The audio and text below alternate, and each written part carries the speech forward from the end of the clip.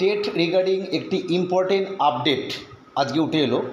মূলত টেট 2025 এই যে পরীক্ষাটি এসএসসি নিতে চলেছে, মূলত যেটাকে নাম দেওয়া হয়েছে first SLST for special educator recruitment exam 2025, অর্থাৎ 2025 সালের যারা আপার প্রাইমারি টেট, যেটা অর্থাৎ ফার্স্ট এসএলএসটি স্পেশাল এডুকেটর নিয়োগের ক্ষেত্রে যে টেট হতে চলেছে, সেখানে তার যে যোগ্যতা মান সেখানে স্পষ্ট উল্লেখ করা হয়েছিল যারা আরসিআই অনুমোদিত বিএড অর্থাৎ স্পেশাল বিএড আরসিআই অনুমোদিত এবং যাদের সিআরআর নাম্বার রয়েছে তারাই কিন্তু এই পরীক্ষায় বসতে পারবে। অর্থাৎ প্রফেশনাল কোয়ালিফিকেশান হিসাবে যারা ইতিমধ্যে ফর্ম এন্ট্রি লাস্ট ডেট আগে পর্যন্ত সেই সার্টিফিকেট হাতে পেয়ে গেছে বা পাবে, সেই ফর্ম এন্ট্রি লাস্ট ডেটের আগে তারাই এলিজেবল ছিল। অর্থাৎ খুব সহজভাবে যারা এই মুহূর্তে প্রশিক্ষণরত অর্থাৎ পারসুইং বা appearing BEd special B Ed RCI অনুমোদিত, তারা কিন্তু এই পরীক্ষায় বসতে পারবে না।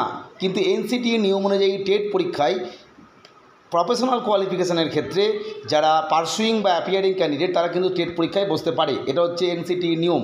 সেই অনুযায়ী প্রায় 31 জন ক্যান্ডিডেট তারা কিন্তু হাইকোর্টে শরণাপন্ন হয় এবং হাইকোর্ট থেকে তাদেরকে বলে দেওয়া হয় যে এদের অবশ্যই এই পরীক্ষায় বসতে দিতে হবে এবং সেক্ষেত্রে বলে দেওয়া হয়েছে যে প্রশিক্ষণরতদের পরীক্ষায় সুযোগ দিতে হবে এবং এটা এসএসসিকে বলা হয়েছে।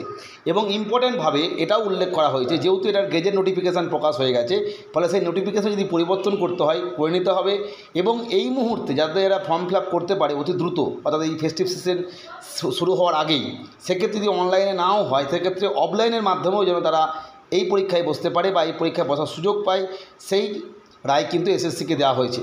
অর্থাৎ আমরা বুঝতে পারলাম পরবর্তী ক্ষেত্রে যারা প্রাইমারি স্পেশাল এডুকেটর নিয়োগের পরীক্ষা দিতে চাইছো, যাদের special DEd DElEd with RCI অনুমোদিত, তাদেরও কিন্তু এই পারসুইং বা অ্যাপিয়ারিং ক্যান্ডিডেটরা বসতে পারছো। এটা একটা গুরুত্বপূর্ণ বিষয় আজকে উঠে এলো।